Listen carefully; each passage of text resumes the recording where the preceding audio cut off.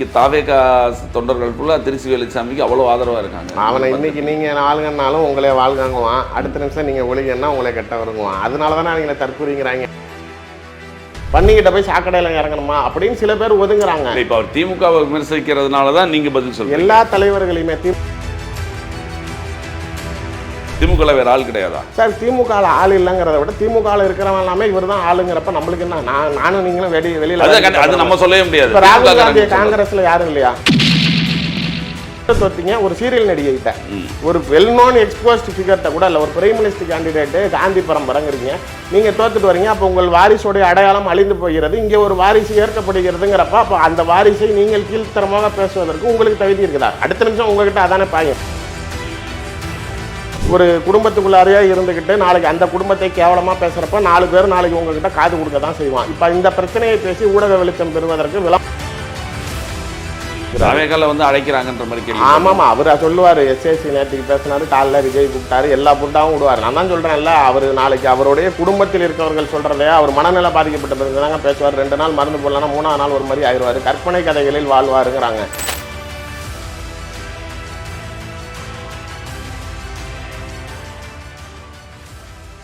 வணக்கம், இது செய்தி மலரின் நேர்காணல் நிகழ்ச்சி. இந்த நிகழ்ச்சியில் கலந்து கொண்டு தன்னுடைய கருத்துக்களை தெரிவிப்பதற்காக அரசியல் விமர்சகர் திருச்சி சூர்யா அவர்களை சந்திக்க விடுகிறோம். வணக்கம் சார். இப்போ 2026 தேர்தல் நெருங்கி கொண்டு இருக்கும் வேளையில் தமிழகத்தில் பல்வேறு கூட்டணிகள் 2 பக்கம் பேசிக்கொண்டு இருக்காங்க. அரசியல் கட்சிகளின் நிலையாக பேசிக்கிட்டு இருக்காங்க. யார் வெற்றி பெறப் போகிறார்கள் அப்படின்ற ஒரு தனியாக ஒரு கருத்து கணிப்புகள் போயிட்டு இருக்கு. அதை பற்றி கொண்டு நிறையா உங்ககிட்ட நான் கருத்துக்கள் கேட்போம். அதற்கு முன்பாக இப்போ சமீப காலமாக நிறைய காணொலிகள்லாம் உங்களை பற்றி நாங்கள் பார்க்குறோம், சமூக ஊடகங்கள்லாம் பார்க்குறோம். அதில் முக்கியமான தமிழகத்தில் இருக்கக்கூடிய முக்கிய தலைவர்களை நீங்கள் கடுமையாக விமர்சனம் செய்கிறத பார்க்குறோம். குறிப்பாக நான் சொல்லணும் அப்படின்னா தேமுதிக பிரேமலதா அவர்களை, நாம் தமிழர் கட்சி சீமான் அவர்களை, காங்கிரஸில் இப்போ இருக்கக்கூடிய திருச்சி வேலுச்சாமி அவர்கள் வழிபட்டெல்லாம் தொடர்ந்து நீங்கள் விமர்சனம் வைக்கிறீங்க. பெரிய அவமானம் சீமானுக்கும் பிரேமலதாக்கும். அந்த லிஸ்ட்டில் இவரை கொண்டாந்து வச்சுட்டு பெரிய தலைவர் நீங்கள் பேசும்போது எல்லாரையும் சொல்கிறீங்க இல்லை, பெரிய தலைவர்கள் பட்டியலில் இடம் பெற்றார் வேலுச்சாமி. ரைட்டு, மகிழ்ச்சி. இன்னைக்கு தாவேகா தொண்டர்கள் ஃபுல்லாக திருச்சி வேலுச்சாமிக்கு அவ்வளோ ஆதரவாக இருக்காங்க. அவனை இன்னைக்கு நீங்கள் ஆளுங்கன்னாலும் உங்களே வாழ்காங்குவான், அடுத்த நிமிஷம் நீங்கள் ஒளிங்கன்னா உங்களே கெட்ட வருங்குவான். அதனால தானே அவங்கள தற்கூறிங்கிறாங்க. அதாவது நிதர்சனத்தை உணராமல் எதுவாக இருந்தாலும் சரி, நீ எனக்கு ஆதரவாக இருந்தால் நீ நல்லவன். இப்போ சவுக்கு சங்கர் இன்றைக்கி விஜயை வாழ்கன்னா நாளைக்கு தப்புன்னு சப்ஸ்கிரைபர் ஃபாலோ ஆவான், ஃபுல்லாக கமெண்ட் போடுவான், அதே திட்டினா திரும்பி அவரை திட்டுவான். இந்த நிலையில் இருக்கிறப்ப இன்றைக்கி அவர் தாவேகாவுக்கு ஆதரவாக பேசுகிறதுனால அவருக்கு அந்த ஊடக வெளிச்சம் கிடைக்கிறப்ப அவர் மகிழ்ச்சி அடைகிறார். பார்வையாளர்கள் வர்றதுனால அவர் பார்வையாளர்கள் வர்றாங்க அப்படின்னா அவங்களுக்கு ஆதரவு இருக்குன்றதை ஒத்துக்கணும். இல்லை, பார்வையாளர்கள் இருக்கிறாங்க இல்லைங்க. திரைகளில் பார்த்த பார்வையாளர்கள் அவரை மீது இருக்கக்கூடிய மயக்கத்தில் வேற எங்கே அவரை வாழ்கன்னு சொன்னாலும் இல்லை அவர் பேசினாலும் பார்க்கறதுக்கு இருக்கிறானே, அந்த தைரியம் தானே அவரை அரசியல் கட்சி தொடங்க வச்சது. அது நம்ம இல்லைன்னு எப்படி சொல்ல முடியும்? இருக்குது தான். ஆனால் அது ஒரு நல்ல கூட்டமாக ஒரு தெளிவை கேட்பதற்காக, அரசியல் ஞானம் பெறுவதற்காக, இல்லை நியாயம் பேசுபவர்கள் பின்னாடி நிற்கிதான்னா இல்லை. நீ என்ன என் தலைவன் செஞ்சாலும் சரி, நான் தான் சொல்கிறேன், சென்சார் போர்டில் நாளைக்கு தடை செய்யப்பட்டதுக்கு திமுக ஒழிகன்னு திட்டுறானா அப்புறம் எந்த அளவுக்கு அறிவாளி? அது தொண்டர்கள் அப்படி தானே இருப்பாங்க. அவ்வளோதான். சென்சார் எல்லா தொண்டருமே நான் உங்களுக்கு பிஎட் முடிச்சுட்டு பிகாம் பிஎட் முடிச்சுட்டு அவ்வளோதானே சார் நீங்கள் நினைக்கிறீங்க? நான் ஓப்பனாக சொல்கிறேன், மெரினா பீச்சில் ஒருத்தர் பிச்சை எடுக்கிறார், லிட்டரலாக பிச்சைக்காரர் தான், நான் சும்மாலாம் சொல்ல. அவர் நல்ல தாடியெல்லாம் அப்படியே இது குளிக்காமல் அந்த சடை பிடிச்சி போய் அவர் ரெகுலராக தினமலர் படிப்பாராம். அவர் சொல்கிறது நான் 30-40 வருஷமாக படிக்கிறேங்கிறார்.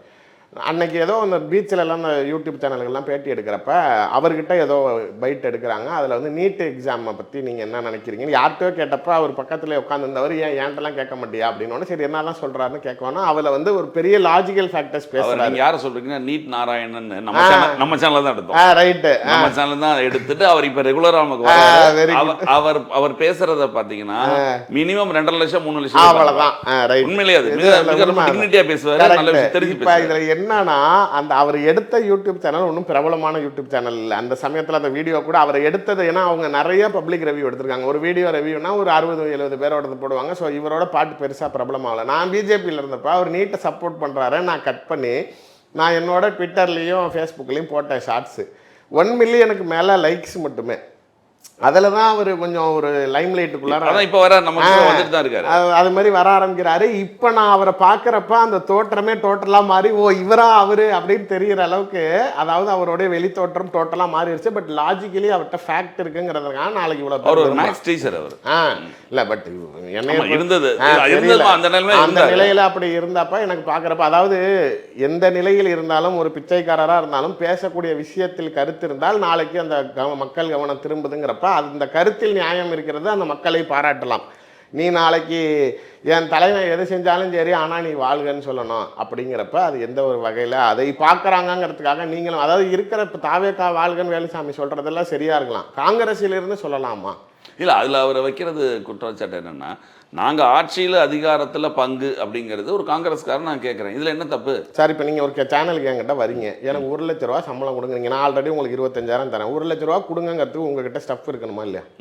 எனக்கு உங்கள் எக்ஸ்பீரியன்ஸ் இருக்கணும், நீங்கள் போனால் வீடியோஸ் போகணும், நாளைக்கு உங்களுக்கு அந்த அளவுக்கு கெஸ்ட் கான்டாக்ட்ஸ் இருக்கணும், உங்ககிட்ட கண்டென்ட் இருக்கணும், இதெல்லாம் நாளைக்கு பார்த்து தானே நான் கொடுக்க முடியும். உடனே நாளைக்கு நீங்கள் கேட்குறீங்க, இப்போ திடீர்னு இந்த கண்ணாசை பார்த்துட்டு அந்த சேனலில் பாரு அவனுக்கு 1 லட்சம் கொடுக்குறாங்க, இப்போ நாங்கள் போனால் எனக்கு அங்கே 1 லட்சம் கொடுப்பாங்க, நீ என்ன சொல்கிற அப்படின்னா நீங்கள் நடுத்தரில் தானே நிற்கணும்.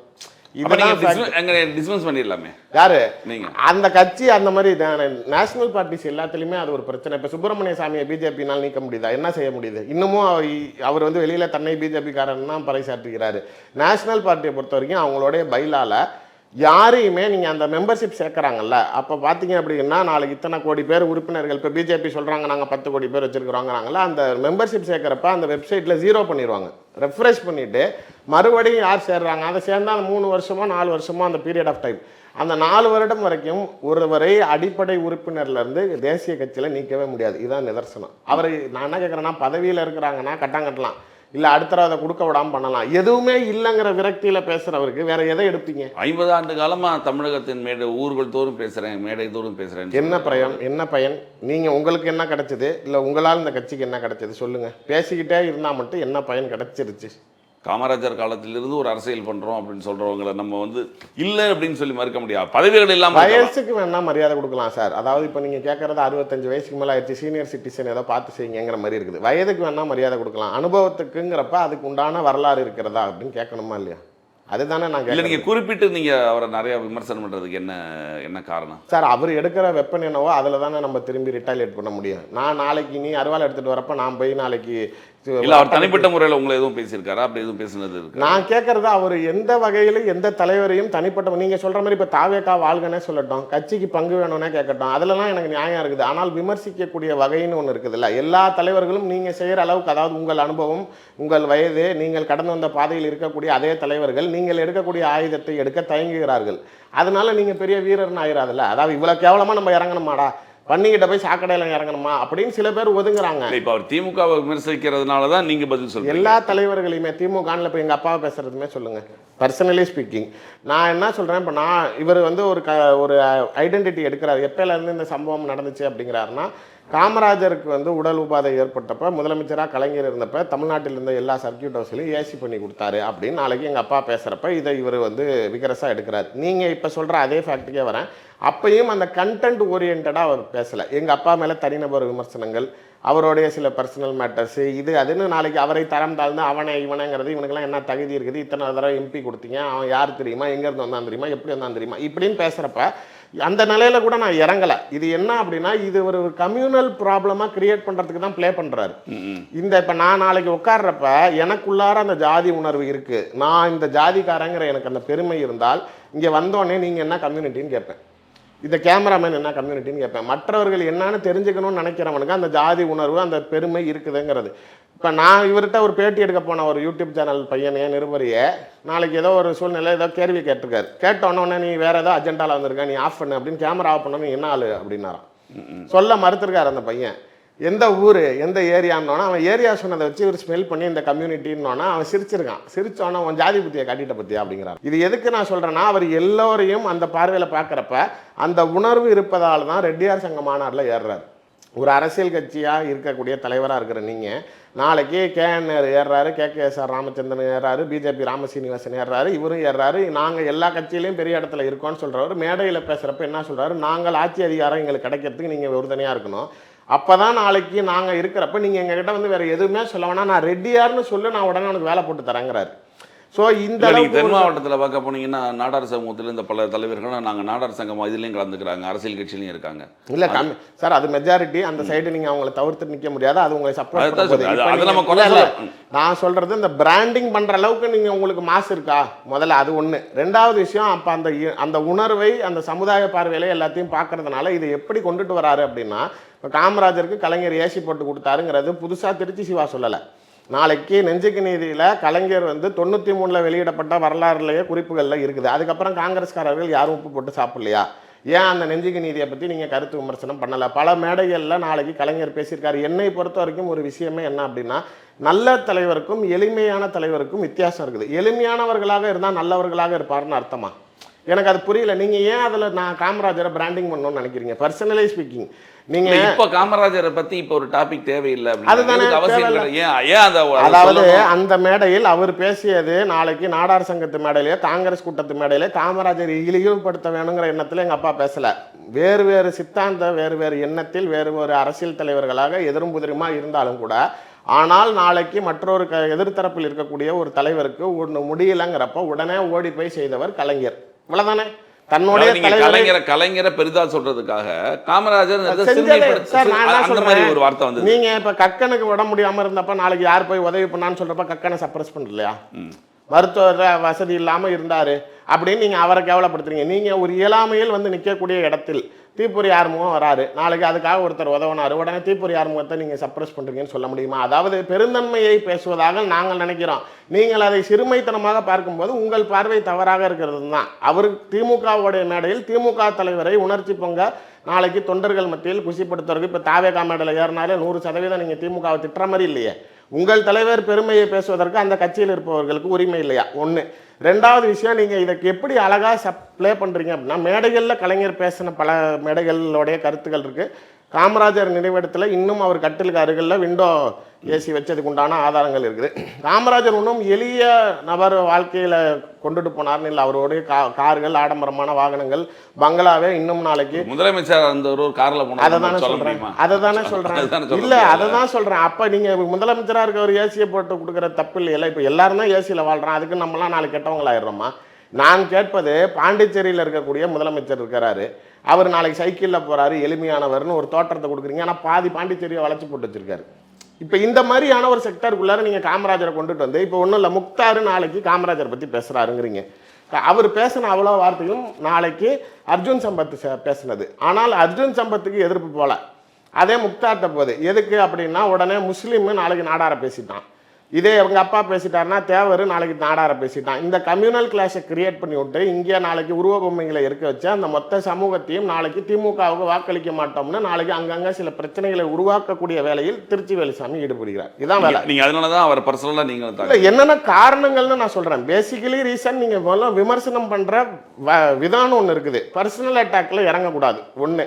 கருத்தியெல்லாம் மோதுங்க எல்லாருக்கும். நாளைக்கு நீங்க சொல்றது நிறைய பர்சனலா சொல்லியிருக்கீங்க. நீங்க பண்றப்ப நான் எப்படி சார் வேடிக்கை பார்ப்பேன்? அதான் சொல்றேன். மற்ற அரசியல் கட்சி தலைவர்கள் நாளைக்கு ஐயா அவன் பேசுறான், நம்ம போய் அவனுக்கு சரிக்கு சம்மா நிக்கிறதா நினைக்கிறாங்க. எல்லாரும் அப்படி இருக்க மாட்டாங்கல்ல.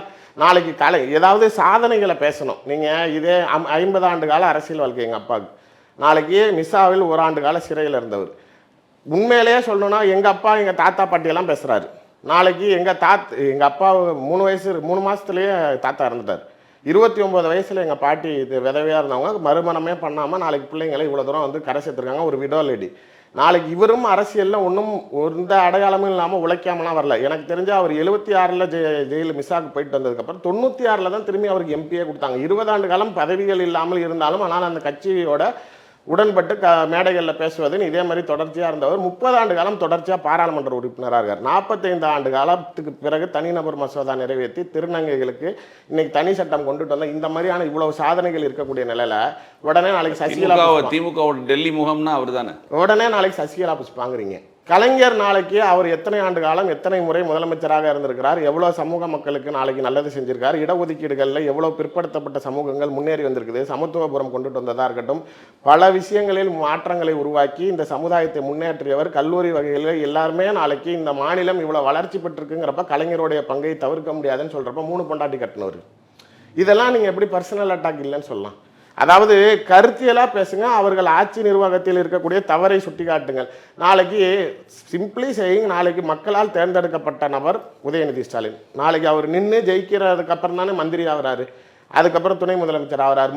மக்களோடைய ஆதரவும் இருக்குது, கட்சியோடைய ஆதரவும் இருக்குது. பொதுவாக திமுக தரப்பில் பேசும்போது உதயநிதி ஸ்டாலின் திமுகவுக்கு வந்த பிறகுதான் தொடர்ச்சியாக வெற்றி. 2019 39 சீட்டு ஜெயிக்கிறோம், 21 ஆட்சி. உதயநிதி ஸ்டாலின் நிற்கும் போது வந்து எம்எல்ஏவுக்கு மட்டும் தான் நின்னாரு. ஆமா, அதுக்கப்புறம் தான் நீங்க அமைச்சராக இருக்கீங்க, துணை முதல்வர். எல்லாருமே அப்படிதான். இல்ல இப்போ நீங்க ஒரு முதல்வர் வேட்பாளர்னா மக்களுக்கு தெரியும், ஒரு முதல்வர் வேட்பாளர் இப்போ ஓட்டு போறது எடப்பாடி பழனிசாமி முதல்வர் வேட்பாளர், இவர் ஒரு முதல்வர் சிஎம் முதல்வர் வேட்பாளர். சார் நீங்க இப்படிலாம் கொண்டுட்டு வந்ததுக்கு அப்புறமேல சந்திச்ச தேர்தல், இப்ப நீங்க சொல்ற மாதிரி அவர் நாளைக்கு விளையாட்டுத்துறை அமைச்சரா, மக்களோட ஆதரவு பெற்று எம்எல்ஏ தான் வரலையே. நான் கேட்கறது கட்சிக்குள்ள நீங்க அதுக்கு பிறகு சந்தித்த தேர்தல்களில் மக்கள் உங்களுக்கு அது பரவாயில்ல பாரு அவன் மையனை கொண்டுட்டு வரான், திரும்பி ஒன்ன பாடுற அடுத்தது கொண்டாட்டு வரான், திரும்பி பாடுற துணை முதலமைச்சர் ஆகிட்டான், இவன் இப்படிதான் குடும்ப அரசியல் பண்ணுவாங்க, எங்களுக்கு ஓட்டு போடாதீங்கிறான். மக்கள் எந்த இடத்துல உங்களுக்கு அந்த அதிருப்தியை காட்டினார்? அப்ப மக்கள் வந்து ஒத்துக்கிட்டாங்கன்றீங்க, வாரிசு அவ்வளவுதானே. ரியாலிட்டி கிரவுண்ட்ஸ் அதான். 21 ஆட்சியை பிடிக்கிறீங்க, மாநகராட்சிகள் 100% மாநகராட்சியை பிடிக்கிறீங்க, 24 40க்கு 40ங்கிறப்ப தொடர்ச்சியா நாளைக்கு உங்களுக்கு ஏர்முகமா இருக்கிறப்ப எப்படி அதை நெகட்டிவா பார்க்க முடியும்? இப்படி இருக்கிற நிலையில் நாளைக்கு உடனே திமுக வேற ஆள் கிடையாதா சார்? திமுக ஆள் இல்லைங்கிறத விட திமுக இருக்கிறவன் எல்லாமே இவர் தான் ஆளுங்கிறப்ப நம்மளுக்கு என்ன? நானும் நீங்களும் வெளியில அது நம்ம சொல்லவே முடியாது. ராகுல் காந்தி காங்கிரஸ்ல யாரும் இல்லையா? ஆமா, அதே கேள்வி அதுதான். அப்ப நீங்க கேட்கலாமா? அதாவது நாளைக்கு கார்த்தி கேட்கலாம், வேலுசாமி கேட்கலாமா? இதுதானே என்னுடைய கேள்வியா இருக்குது. நீங்க கேட்கறது நீங்க ஒரே ஒரு சுதந்திரம் வாங்கி கொடுத்தேன்னு சொல்லி ஒருத்தர் பேரை வச்சுக்கிட்டு உங்க பரம்பரையுமே ஆள்றீங்க. நான் பிஜேபியில் இருக்கப்ப என்கிட்ட கேட்டாங்க, பாஜகவோட மோடி வந்து 10 வருஷம் பிரதமராக இருந்து என்ன மாற்றம், என்ன காங்கிரஸை செய்து விட்டார்னு கேட்டாங்க. மோடினால தான் காந்தி குடும்பத்தில் இருந்த தேசிய தலைவர் பதவி இன்னைக்கு ஒரு தாழ்த்தப்பட்ட தலித் சமூக தலைவர் கையில் போய் சேர்ந்துச்சுன்னு அடி உழுவுறதுனால தான் உங்களோட தொடர் தோல்வியை ஒற்றுக்கொண்டு தானே நாளைக்கு ராகுல் காந்தி பதவி விலகினார். Failure factor. கம்பேரிட்டிவ்லி நாளைக்கு ராகுல் காந்தியை ஒரு தராசில் வைங்க, உதயநிதியை தராசில் வைங்க. நீங்கள் சொல்கிற மாதிரி தான் நாளைக்கு எங்கே ஒரு பிரைம் மினிஸ்டர் கேண்டிடேட் இந்தியாவில் எங்கேயுமே இடம் இல்லாமல் நாளைக்கு ஒரு மூலமுடுக்கில் கொண்டாந்து கேரளாக்குள்ளார நுழையிறீங்க. வயநாட்டில் கேட்டால் அங்கே முஸ்லீம் ஓட்டர்ஸ் ஜாஸ்தி, எந்த சூழ்நிலையிலும் பிஜேபிக்கு ஓட்டு போட மாட்டான். அதனால நம்ம அமைதியில் தோத்து போயாச்சுல. யாருங்க போன தடவை அமைதியில் தோத்து? அதெல்லாம் சொல்றேன். யார்கிட்ட தோத்தீங்க? ஒரு சீரியல் நடிகைகிட்ட, ஒரு வெல் நோன் எக்ஸ்போஸ்ட் ஃபிகர்ட்ட கூட இல்லை, ஒரு பிரைம் மினிஸ்டர் கேண்டிடேட்டு காந்தி பரம்பரைங்கிறீங்க, நீங்க தோத்துட்டு வரீங்க. அப்போ உங்கள் வாரிசோடைய அடையாளம் அழிந்து போகிறது. இங்கே ஒரு வாரிசு ஏற்கப்படுகிறதுங்கிறப்ப அப்போ அந்த வாரிசை நீங்கள் கீழ்த்தரமாக பேசுவதற்கு உங்களுக்கு தகுதி இருக்குதா? அடுத்த நிமிஷம் உங்ககிட்ட அதானே பாயும். அல்ல, அந்த தகுதி இருக்குதான்னு கேட்குறீங்களா? என்ன தகுதியில் பிரச்சனை சார்? இது எதுவுமே பேசாம நீங்க உங்க சைடு, அதாவது உங்கள் முதுகில் இருக்கக்கூடிய அழுக்க பார்க்காம ஊர்ல இருக்கிற முதுகில் இருக்க அழுக்க பேசினா அப்ப நாளைக்கு எல்லாரும் என்ன கேட்பாங்க? உன் முதுகு ஏன் பார்க்கலன்னு கேட்பாங்க. அதை தானே நான் கேட்குறேன். சார், என்னை பொறுத்த வரைக்கும் நீங்கள் எடுக்கக்கூடிய என்ன சொல்றாருன்னா, அவருடைய தரப்புல இருந்து என்ன சொல்றாங்கன்னா, அவர் பல பேட்டிகளில் பார்க்கும்போது இப்போ வரைக்கும் காங்கிரஸில் இருக்கு, அதனால எந்த ஒரு பிரதிபலனும் அடையலை, கட்சிக்கு உழைக்கிறோம், மேடையில் பேசுகிறோம், இந்த பிரதிபலனும் அடையலை. நான் வந்து பெரிய பங்களா வாங்கலை, இது வாங்கலை, அந்த மாதிரி தான். யாரோடைய இயலாமை, யார் திறமையற்றது? அப்போ சொல்லுங்க. அதாவது முகேஷ் இன்னைக்கு அம்பானி இருக்கிறாரு, நாளைக்கு 10,000 கோடி சொத்து வச்சிருந்தாரு, அனில் அம்பானிக்கு முகேஷ் அம்பானிக்கு பிரித்து கொடுக்குறாரு. இப்போ ஆளுக்கு 1 லட்சம் கோடி சம்பாரிச்சு வச்சிருக்காங்க. திறமைன்னு சொல்லணுமா இல்லை என்னன்னு சொல்லணும்? நீங்கள் அரசியல் வேற, ஒரு தொழில் வேற இல்லையா? எதா இருந்தாலும் சார், நாளைக்கு அதை பொலிட்டிக்கலி டெவலப் பண்ண முடிஞ்சுதா? இன்னைக்கு நேருவுக்கு பிறகு நேருவோடைய மகனால் மட்டும்தான் திருச்சியில் நாளைக்கு கால் விட முடியும். நேரு இல்லாத ஐடென்டிட்டியை ரீப்ளேஸ் பண்ணுறதுக்கு கண்டிப்பாக ஒரு ஃபிகர் வேணும். துரைமுருகன் இல்லாத இடத்துல நாளைக்கு கதிரானந்த மாதிரி ஒரு ஃபிகர் வேணும். நாளைக்கு பொன்முடி இல்லாத இடத்துல நாளைக்கு அவருடைய மகன், நாளைக்கு அவர் கொண்டாடி திமுக பூராவே வாரிசே வந்துட்டு அங்க இருக்கிறவன் எல்லாம் அக்செப்ட் பண்ணிக்கிறானே, மக்கள் அங்கீகரிக்கிறான், கட்சிகள் அங்கீகரிக்கிறது. நாளைக்கு அதிமுகவில் இல்லாத வாரிசு இல்லாதனால அந்த அம்மா இருக்காங்களே. சார், அதெல்லாம் இருக்கிறாங்க, எல்லா ஸ்டேட்லயும் இருக்கிறாங்க. அப்படி இருந்தாலும் பிஜேபியை நான் கொண்டுட்டு வர வேண்டிய அவசியம் இல்லை. இங்க இருக்கிறது என்னவோ அதை தானே பேச முடியும். நான் இப்போ பிஜேபியில் வாரிசு ஏற்றுக்கிட்டானா மட்டும் இப்போ யாரை ஏற்றுக்க போறாங்க? நான் சொல்றது அவங்களோட பாயிண்ட் ஆஃப் வியூல இந்த லீடருக்கு அடுத்தது இந்த நீங்க சொல்லும் போதே ஒருத்தர் பேர் சொல்லும் போதே அவருடைய மகன் தான் சொல்றீங்க. அதெல்லாம் நான் மகன் அது வேணும்னு தெரியணுங்கிறதுக்கு தான் சொல்றேன். காங்கிரஸ் ஆர்கள் செய்யறது போல நாளைக்கு நீங்க அதை பேசுறதுக்கு யோகிதம் கிடையாது. இங்க நாளைக்கு அதை ஏத்துக்கிறாங்க. நீங்க என்ன சொல்லுவீங்க? இப்போ ராகுல் காந்தியை கேட்டா இல்லை ராஜீவ் காந்தி கேட்டால் உடனே நாளைக்கு நாங்கள் காங்கிரஸ்காரன் ஏற்றுக்கிட்டோம் உனக்கு என்னங்க வாங்க. இப்போ அதை தான் நான் கேட்குறேன். நான் கேட்குறது அந்தந்த பகுதிகளில் இருக்கக்கூடிய தலைவர்களுக்கு அடுத்த வாரிசு தான் இந்த தலைமை பண்பை காப்பாற்ற முடியும். இந்த குறுநில மன்னர்களாக இருக்கிறவர்களால தான் இந்த கட்சி இங்கே இயங்குதுங்கிற மாதிரியான ஒரு வலுவை உருவாக்கி இருக்கிற தலைவர்களுடைய அந்த அத்தனை வருஷமாக கட்சியில் உழைச்சாங்கிறீங்க. நீங்கள் இது வரைக்கும் எந்த இடத்துல நாளைக்கு நீங்கள் என்ன ரோல் ப்ளே பண்ணியிருக்கீங்க? இப்போ திருச்சி வேலுசாமி அப்படிங்கிறீங்க, இப்போ திருச்சி சிவாங்கிறவர் 30 வருஷம் எம்பியாக இருந்திருக்காரு, திருச்சி சூர்யாங்கிறவர் எனக்கு வயசு இருக்குது, நான் கண்டிப்பாக ஏதோ ஒரு சக்ஸஸ் ஃபேக்டருக்கு போவேன் நான் நம்பி இருக்கிறேன். நீங்கள் 77 வயதை கடந்து விட்டீர்கள். திருச்சி வேலுசாமின்னு சொல்கிற அளவுக்கு உங்களால் திருச்சிக்கு என்ன நல்லது நடந்துச்சு? இல்லை நாளைக்கு திருச்சியில் ஒரு வார்டு மெம்பராக இருந்திருக்கிறீங்களா? அரசியல் பதவி மட்டும்தான் நீங்க ஆமா, மக்களுக்கு சேவை செய்வதற்கு அதிகாரம் இருந்தால் தான் செய்ய முடியும். நாளைக்கு உங்களுக்கு இந்த மாதிரி ஒரு குடும்பத்துக்குள்ளாரையே இருந்துக்கிட்டு நாளைக்கு அந்த குடும்பத்தை கேவலமாக பேசுகிறப்ப 4 பேர் நாளைக்கு உங்ககிட்ட காது கொடுக்க தான் செய்வான். இப்போ இந்த பிரச்சனையை பேசி ஊடக வெளிச்சம் பெறுவதற்கு விளம்பரம் தேடுவதற்கு மட்டும்தானே உங்கள் எண்ணமாக இருக்குதே தவிர எந்த வகையில் நாளைக்கு ஒன்று கட்சிக்கு வலு கொடுக்கணும், இல்லை உங்களை நம்பி இருக்கக்கூடிய மக்களுக்கு நல்லது செய்யணும். அவர் காங்கிரஸ்லேருந்து இது பேசுறது தான் தப்புன்றீங்க. ஆட்சியில் பங்கு, அதிகாரத்தில் பங்கு, அது எனக்கு பிரச்சனையே இல்லை சார். அது நீங்கள் கேட்டுட்டு போங்க. உங்களை அதாவது கருத்து கேட்கக்கூடிய இடத்தில் கூப்பிடுற தலைவர்கள் மத்தியில் உங்களுக்கு லிஸ்ட் இருந்துச்சு அவங்க பேர், உங்களை எங்கே வச்சிருக்கிறாங்க? நீங்கள் சொல்கிற இத்தனை ஆண்டு கால காங்கிரஸில் உழைத்தேன்னு சொல்கிற நீங்கள் நாளைக்கு வெறும் எம்பி எம்எல்ஏக்களை மட்டும் கூப்பிடலையே. தங்கபாலு என்னவா இருக்கிறார், அவரெல்லாம் ஏன் கூப்பிட்டுருந்தாங்க? இதே கேஎஸ் அழகிரி என்ன கூப்பிட்டாங்க? எல்லா தலைவர்களையும் எனக்கு தெரிஞ்சு தமிழ்நாட்டில் இருந்து அவ்வளோ Congress icon face known figures எல்லாத்தையுமே அங்கே கூப்பிட்டுட்டாங்க. அந்த இடத்தில் தவிர்க்கப்பட்டவர். நாளைக்கு உங்களால் ஆகாத, அதாவது முதல்ல இங்கே குரல் கொடுக்குறதே தப்பு. நீங்கள் கூப்பிட்டு கேட்குற இடத்துல உங்கள் பேர் இல்லை, வெளியில் நீங்கள் குரல் கொடுக்குறதே தப்பு. 3வது, எதிரி கூடாரத்தில் ஏறிக்கிட்டு நாளைக்கு பேசுகிறீங்க. துக்ளக் நிகழ்ச்சியில் நாளைக்கு ஒரு காங்கிரஸ் கட்சி, நீங்கள் கொள்கை ரத்தத்தில் உள்ளவர், வேற கட்சியே போலையா சார்? நீங்கள் ஏதோ அவர் காங்கிரஸ் இருக்கும்போதே காங்கிரஸ் தலைவர் ஈவிகே சிலங்கோலாம் கலந்துக்கிட்டு இருந்தார். அன்னைக்கு வேற. நான் சொல்கிறது இன்னைக்கு இருக்கிற சூழ்நிலையில் முதல்ல குருமூர்த்தியும் ஜோவும் ஒன்றா, எனக்கு அதுக்கு சொல்லுங்கள். நீங்கள் அந்த மேடையெல்லாம் நாளைக்கு நீங்கள் போய் நாளைக்கு அவர் வெளிப்படையாக உங்களை கேவலப்படுத்துகிறாரு. சாக்கடை நெருப்பு அணைக்கணும், எனக்கு சாக்கடை தண்ணி வேணும், அதனால நாளைக்கு இதுக்கு முன்னாடி ஒரு சம்பவம் இப்படி நடந்துச்சு, அவர் ஒழுக்கம் இல்லாதவர் தான், அவருக்கு நான் ஊடக வெளிச்சம் கொடுத்தேன், அது மாதிரி வேலுசாமின்னு உட்கார வைக்கிறாரு. நீங்கள் அங்கே போய் நாளைக்கு தமிழ்நாட்டில் நான் பிஜேபி கால் ஊன முடியாதுன்னு தானே பேசிட்டு வந்தேன், அந்த தைரியம் யாருக்கு இருக்கும்னா சார் அது நீங்கள் சொல்லணும்னு அவசியமே இல்லை. அது குருமூர்த்திக்கு தெரியாதா, அமித்ஷாக்கு தெரியாதா, மோடிக்கு தெரியாதா? என்ன இல்லாத சொல்லிட்டீங்க? உங்கள் கருத்தை பதிவு பண்ண வேண்டிய இடம் அதுவா? ஆர்எஸ்எஸ் உடைய நேரடி அமைப்பாளராக இருக்கக்கூடிய குருமூர்த்தி மேடையில் காங்கிரஸ்காரருக்கு என்ன வேலை? சரி, கலைஞர் நாளைக்கு ஆர்எஸ்எஸ்ஐ சமூக சீர்திருத்த இயக்கம்னு சொன்னாருங்கிறீங்க. நான் கேட்குறேன், சரி நாளைக்கு கலைஞர் சொன்னதாகவே இருக்கிற எந்த வகையிலையும் காங்கிரஸால் ஆர்எஸ்எஸ்ஸால் கலைஞரோ திமுகவோ பாதிக்கப்படலையே. காந்தி கொன்னவரை நாளைக்கு அப்போ அந்த அமைப்பை நீங்கள் ஏற்றுக்கிறீங்களா? கோட்சே வழிபடுவீங்களா? ஆர்எஸ்எஸ் சித்தாந்தத்தை நீங்கள் அது ஒரு துக்ளக், ஒரு 10 அவர் பிராண்டிங் பண்ணுறாரு. வேலுசாமி அவர்கள் சொல்றப்ப ஆர்எஸ்எஸ்ஐ கலைஞர் ஏத்துருக்காரு, நான் போனா என்ன தப்புங்கிறாரு. கலைஞர் ஏத்துக்கலாம், காங்கிரஸ்காரர் நீங்க ஏத்துக்கிறீங்களா? காந்தி தானே இல்லை, அவர் தானே சொல்றாரு உலக நாடுகளில் இருக்கக்கூடிய அதிகமான சிலை உள்ள மகாத்மா காந்தி, அவர் வார்டு மெம்பராக இருந்தாரா? நானும் அவர் தான். அதே மாதிரி என்ன காந்தியோட ஒப்பிட்டுட்டீங்க. காந்தி வழியில் வந்தவன், காமராஜர் வழியில் வந்தவன், அப்போ காந்தியை கொன்னவருடைய அமைப்பை ஏற்றுக்கொள்கிறீர்களா வேலுசாமி அவர்கள்? நாளைக்கு அப்போ அந்த கோட்சேவை படத்தை மாட்டி கும்பிடுவீங்களா? இதானே உங்கள் சித்தாந்தத்துக்கு டோட்டலாக முரண்பட்டு நீங்கள் பேசுகிறப்ப அதை விமர்சனம் செய்யாமல் எப்படி இருக்க முடியும்? என்னுடைய பார்வை அதுதான். இல்லை, ஒரு இடத்த கலந்துக்கிறதுக்கு அவரே தானே கஷ்டப்பட்டு வந்து தானே கலந்துக்கிறோம், கூப்பிட்டாங்கிறதுக்காக கலந்து. ஏன் அவ்வளோ கஷ்டப்பட்டு கலந்துக்கிறீங்க? யார் கூப்பிட்டாலும் கலந்துக்குவீங்களா? எங்கே வேணாலும் கூப்பிட்டா கலந்துக்குவீங்களா? அப்போ என்ன உங்களுக்கு சுயமரியாதை இருக்குது? அப்புறம் என்ன உங்களுக்கு கொள்கை இருக்குது? அப்புறம் எந்த இடத்துல உருப்படியாக இல்லைங்கிறதுனால தானே உங்களுக்கு எதுவுமே செய்யாமல் இத்தனை வருஷம் வச்சுருக்காங்க. சார் ஒழுங்காக இருந்தால் நாளைக்கு நீங்கள் ஏதோ ஒரு இடத்துல வளர்ந்துருப்பீங்க சார். என்னையே கேட்குறாரு, இவர் பிஜேபியில் இல்லையா? அப்போ அண்ணாமலை முதலமைச்சராகிறேன்னு துடிச்சா இல்லையா? இவர் ஆர்எஸ்எஸ்ஐ அந்த இடத்துல அங்கீகரிச்சா இல்லையா? சத்தியமாக கிடையாது. திமுகவில் இருக்க வேண்டிய எல்லாரும் திகாவோட சித்தாந்தத்தை பின்பற்ற வேணுங்க அவசியம் இல்லை. பிஜேபியில் இருக்கிறவன் ஆர்எஸ்எஸ் நீ ஒத்துக்கிட்டா தான் வரணும்னு கிடையாது. நான் மோடியும் அண்ணாமலையும் ஈர்த்து போனேன். நான் இருந்த கட்சியில நான் இருந்த தலைவரை நான் அண்ணாமலை. நீங்களாவது ஒரு கட்சிக்கு போய் அங்கேருந்து வெளில வந்தீங்க, ஒரு கட்சியில இருந்து இன்னொரு கட்சி போனீங்க. அவர் இத்தனை வருஷம் காங்கிரஸ்ல மட்டும் யார் சொன்னா?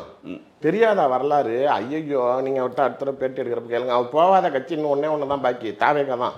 அவர் எல்லா இடத்துலையும் தாவி இருக்கிறார். தாவேகால வந்து அழைக்கிறாங்கன்ற மாதிரி கேள்வி. ஆமாமா, அவர் சொல்லுவார். எஸ்எஸ்சி நேற்றுக்கு பேசினாரு, காலைல விஜய் கூப்பிட்டாரு, எல்லா புட்டாவும் விடுவார். நான் தான் சொல்றேன்ல, அவர் நாளைக்கு அவருடைய குடும்பத்தில் இருக்கவர்கள் சொல்றதே, அவர் மனநிலை பாதிக்கப்பட்ட பற்றி தாங்க பேசுவார். 2 நாள் மருந்து போடலாம்னா 3ஆவது நாள் ஒரு மாதிரி ஆயிடுவார். கற்பனை கதைகளில் வாழ்வாருங்கிறாங்க. தவறு. நாளைக்கு வந்து பாரதி ராஜா இவரை கூப்பிட்டு நான் உன்னை ஹீரோவா போடுறேன், நீ வா என் கூட நடி, நீ நடி, எனக்காக நீ பண்ணி கொடுத்தே அவனும் கூப்பிட்டாருங்கிறாரு.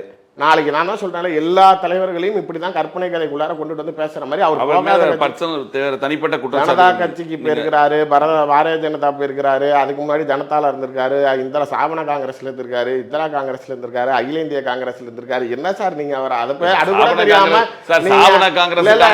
அவர் வரலாறு அதெல்லாம் முடியாது.